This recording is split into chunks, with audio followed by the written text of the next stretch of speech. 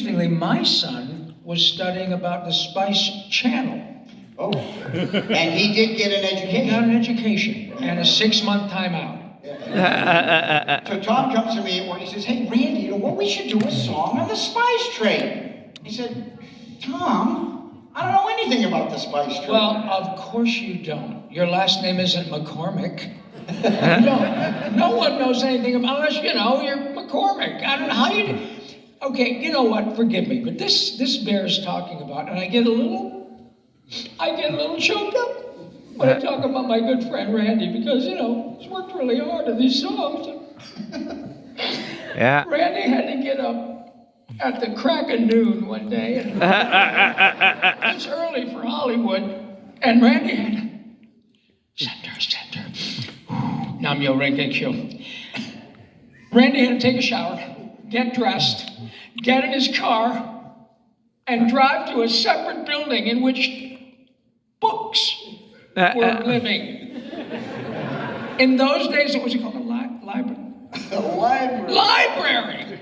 I know! And then, just to add an insult to injury, you had to go through this nasty, dirty card file.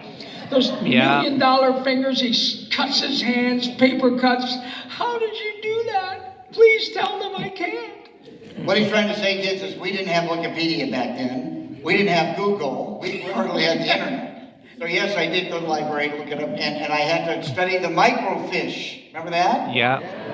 Interesting. Pinky, when he hears microfiche, he thinks of minnows. Yeah. So here's what I learned about the spice trade.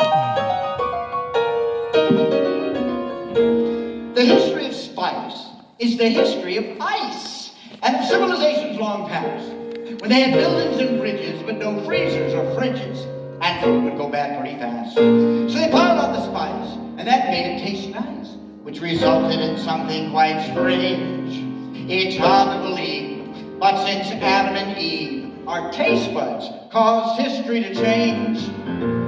The Babylonians, she said, the Romans and the Greeks said the food was really awful and bland. But there was something called spice, made yourself taste nice. You find it in a faraway land. So the people started searching through Iraq and Iran, across Asia to Malaysia, Indonesia, Japan. The age of exploration began because the people wanted pepper on the food. Oh yeah, the people wanted pepper on the food.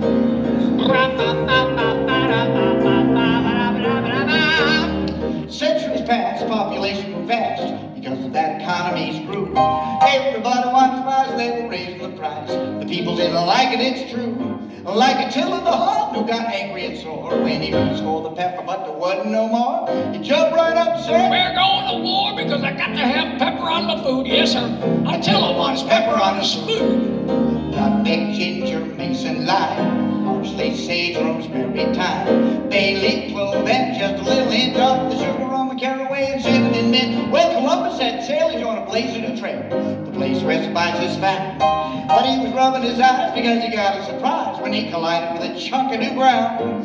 He was looking for spice, so he crossed the sea and found a continent instead of where the Indies should be. So America was actually discovered, you see, because he went to get pepper on his food. Oh yeah, Columbus wants pepper on his food.